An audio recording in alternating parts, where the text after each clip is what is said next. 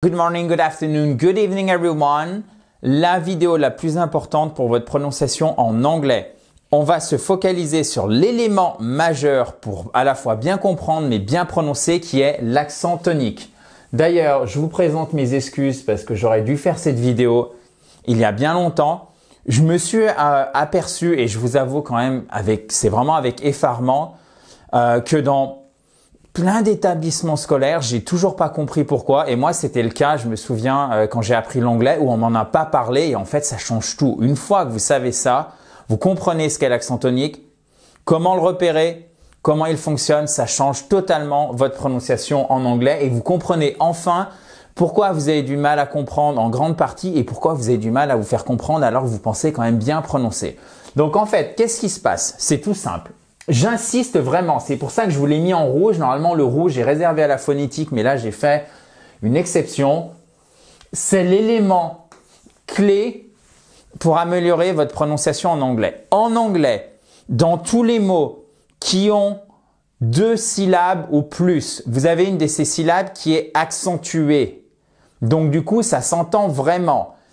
Pour un native speaker, donc quelqu'un dont l'anglais est la langue maternelle. Que se passe-t-il, chers amis? Native speaker. Vous avez une voyelle longue, une combinaison de voyelles. Cette combinaison de voyelles ici est prononcée comme une voyelle longue. Speaker. Que se passe-t-il? Si vous ne prononcez pas l'accent tonique au bon endroit, vous prononcez un autre mot pour un native speaker, donc il ne le reconnaît pas puisqu'il ne le connaît pas, puisque ça ne correspond pas à la bonne prononciation. Sauf que nous, francophones, on parle donc la langue de Molière, qui est une langue plate. C'est une des rares langues indo-européennes qui est plate, pour être un petit peu technique, avec le coréen notamment.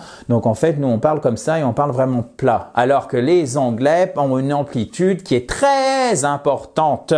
Bon, ça fait bizarre en français, mais regardez. Computer. Si vous dites computer, la personne ne comprend pas. Computer, ça n'existe pas en anglais. C'est computer. Computer. Vous voyez ce qui se passe? Et c'est ce pourquoi la phonétique est un juge de paix. C'est notre meilleur outil. Vous regardez la phonétique, vous examinez l'endroit où se trouve l'apostrophe et juste derrière, vous avez la syllabe qui est accentuée. Les syllabes, elles sont séparées par un point. Donc, on voit que le P et le U ici sont accentués. Computer. All right? On va continuer, chers amis, avec d'autres exemples. Mais, j'aimerais vous dire que cette histoire d'accent tonique, ça va aussi loin que modifier le sens des mots. Regardez. Ce mot, vous ne pouvez pas le prononcer correctement si vous ne savez pas de quoi on parle. Est-ce qu'on parle du verbe to record avec un accent tonique, vous voyez, qui est sur la 2 secondes syllabe, avec un E qui est prononcé comme un I court? To record, to record. Dans ce cas-là, c'est enregistré. Ou est-ce qu'on parle de a record, record? Là, vous avez l'accent tonique sur la première syllabe et le E est prononcé comme un E. A record. Là, c'est un enregistrement. Donc, vous voyez, la place de l'accent tonique, elle change totalement le sens du mot.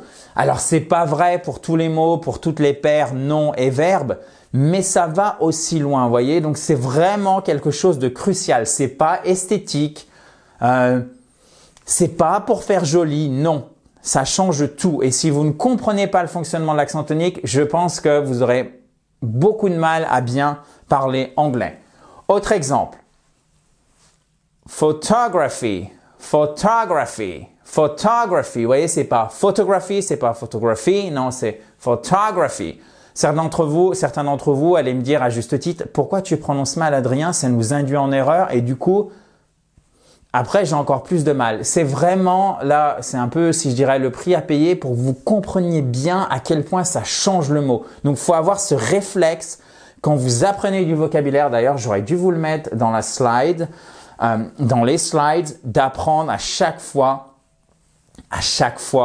la prononciation. Si vous n'êtes pas sûr de la prononciation, vous regardez un bon dictionnaire, par exemple, vous allez directement sur le site du Cambridge Dictionary, qui est excellentissime et qui vous permettra bien évidemment d'avoir la phonétique. Par exemple, television, c'est pas television, non.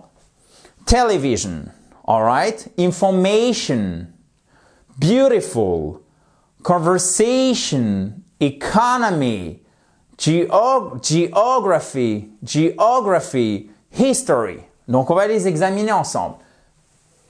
Voyez ici, vous avez votre accent sur la première syllabe. Television, c'est pas television, non, pas du tout. Television. Ici, vous l'avez juste avant le shun. Information. Ici, vous l'avez sur la première syllabe. Beautiful. D'ailleurs, c'est facile à retenir parce que regardez, vous avez le mot beau. Beautiful. C'est peut-être pour ça qu'il l'est d'ailleurs en anglais.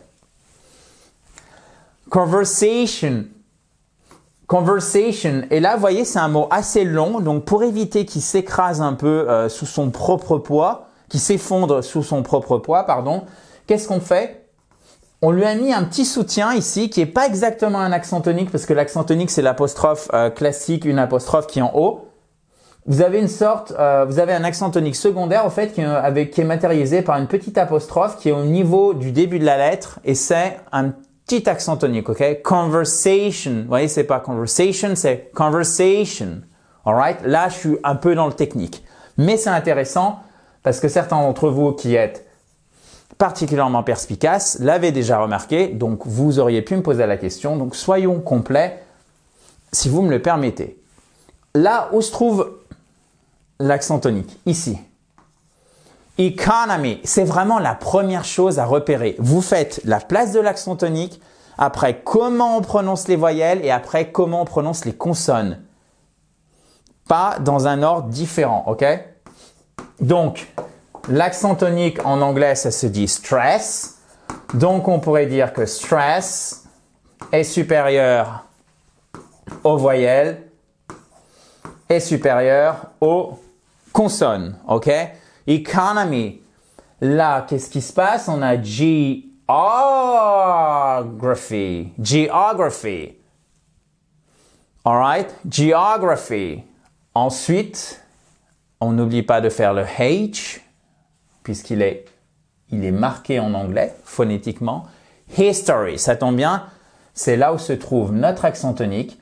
Vous vous souvenez que le point a permis de délimiter les syllabes. Donc, la première syllabe qui est accentuée, c'est le H-I-S, H-I-S. History. OK, bon là, j'ai exagéré, mais c'est history. All right, perfect. On le refait ensemble. Allez. Television, information, beautiful, conversation, geography, history. Perfect. Et vous pouvez bien sûr, chers amis, tout télécharger, toutes les slides, faire le quiz d'application. Il suffit de cliquer sur le i en haut à droite ou sur le lien qui est juste en dessous pour le récupérer. Donc, profitez-en. C'est sur le lien juste en dessous si vous êtes sur mobile ou sur tablette, si vous êtes déjà sur ordinateur, peut-être même sur les grosses tablettes comme iPad Pro. Vous cliquez sur le i. Si ça s'affiche pas, c'est dans la description de la vidéo. Profitez-en. Je l'ai fait pour vous permettre d'améliorer votre anglais à l'oral. Moi, c'est ce qui me tient à cœur. Ah bah tiens, on va continuer justement. Parce que c'est bien aussi une chose qui me tient à cœur, c'est une bonne prononciation en anglais, que vous compreniez bien et que ça vous débloque, que ça vous aide. En tout cas, c'est une aide précieuse, je vais le dire comme ça, pour vous débloquer à l'oral. Donc là, on a notre accent tonique ici. Biology. Biology, exactement. Maintenant, vous voyez, on a notre petit accent tonique secondaire. L'accent tonique central, il est là. Donc, sur le mathematics.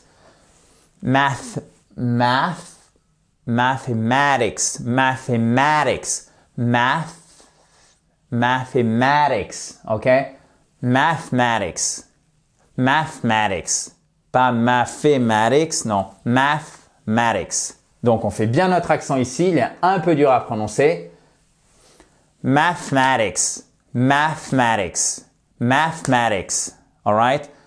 Mathematics, mathematics, mathematics, mathematics, mathematics, mathematics. Allez-y. Mathematics. Perfect. Very nice. Vous pouvez recommencer si jamais vous avez un doute, revenir en arrière. So, photograph, on l'a déjà vu. D'ailleurs, comment on prononce ce mot en anglais? Où est l'accent tonique? Ici. Picture.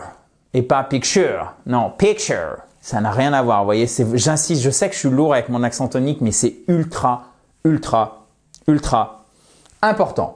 Rechercher, to research, et pas to research, non, to research. To research.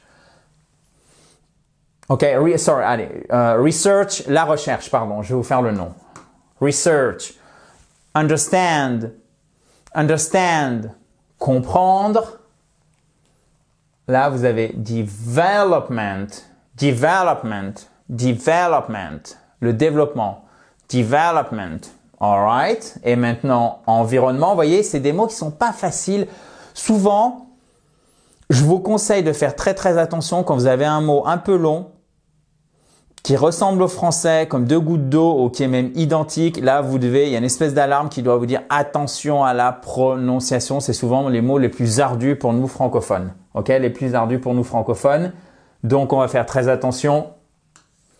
Environment, environment, environment, environment. Et là, il faut ouvrir la bouche. Environment, parce que sinon on va faire environment. Et là, what? Ok? Environment, environment. Ok, l'environnement. Maintenant, to decide. Et c'est pas to decide, non. To decide. Accent tonique sur la seconde syllabe, puisque souvenez-vous que l'accent tonique, c'est pour les mots qui ont 2 syllabes ou plus. Vous allez me dire, ok, mais si le mot a 1 syllabe, bah, de toute façon, vous pouvez pas faire de contraste avec une autre syllabe parce qu'il y en a qu'une, donc vous prononcez normalement. Par exemple, to eat. To eat. Manger. En revanche, vous pouvez aussi, et ça c'est une accentuation d'un mot par rapport au reste de la phrase. Donc c'est pas stricto sensu l'accent tonique comme on l'a vu dans un mot qui a plusieurs syllabes, c'est faire ressortir un mot par rapport au reste de la phrase. Mais on utilise le même processus que l'accent tonique, c'est-à-dire on lui met un stress, on lui met de l'emphase. I love eating apples. Voyez? J'adore manger des pommes. Là, ce qui est important, c'est que j'adore. C'est pas que j'aime bien, que c'est pas mal. Non, c'est top. C'est génial pour moi. J'adore manger des pommes. On aurait pu dire I love eating apples. Et là, ça aurait été les pommes. C'est pas des pamplemousses, c'est pas un autre fruit, c'est apples, des pommes. Donc, vous pouvez aussi utiliser l'accent tonique pour ça. She's going home tomorrow. Elle va à la maison et c'est pas she's going to work. Non. She's going home. Ici, ce qui est intéressant, c'est qu'on met l'accent sur home pour expliquer que c'est ça l'information qui est importante. Ça ne se voit pas à l'écrit. Là, je vous l'ai mis en majuscule pour l'expliciter comme on est dans le cours. Mais ça ne se voit pas, chers amis, à l'écrit normalement puisque home, hors du cours, serait écrit. Ça dépend comment vous l'écrivez, mais en tout cas, en minuscule, d'accord? Donc, pour vous améliorer, ce que vous devriez faire, évidemment, vous allez me dire comment je trouve mon accent tonique. Je vous ai montré la phonétique, donc pour moi, c'est vraiment le juge de paix. Je vous ai donné le nom du Cambridge Dictionary, vous en avez plein d'autres, pardon. Ça vient aussi beaucoup avec la pratique. Ne cherchez pas à apprendre, il y a tout un tas de règles hyper compliquées qui vous disent alors l'accent tonique quand c'est un mot qui vient du français et qui est plus pour la science et qui a 3 syllabes, alors du coup il est sur telle syllabe. Bon, ça, moi je trouve que c'est pas applicable dans la réalité, c'est pas du concret.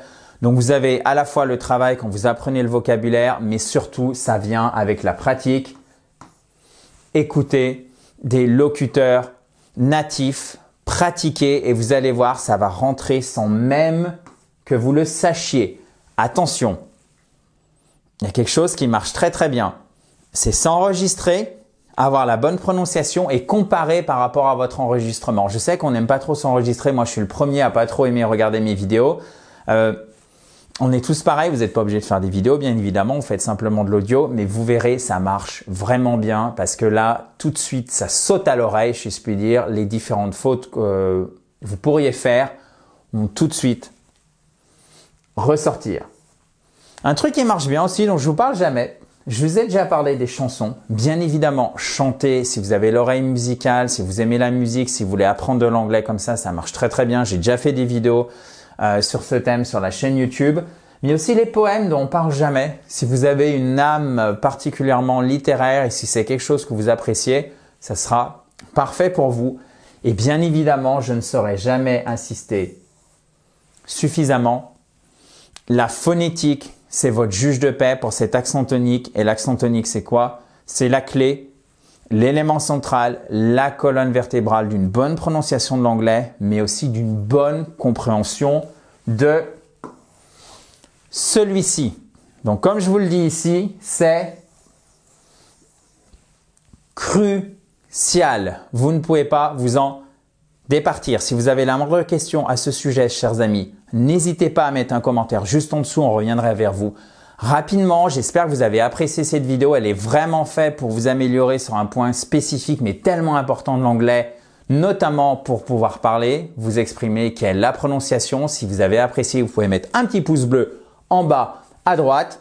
Quant à moi, je vous dis à très vite, évidemment, in a joyful atmosphere, dans la joie et la bonne humeur. Bye bye! Et pour ceux qui ne savent pas écrire, in a joyful atmosphere, ça s'écrit comme ça, et on pourrait, ceci est un M, et on pourrait le traduire par dans la joie et la bonne humeur. Have a nice day!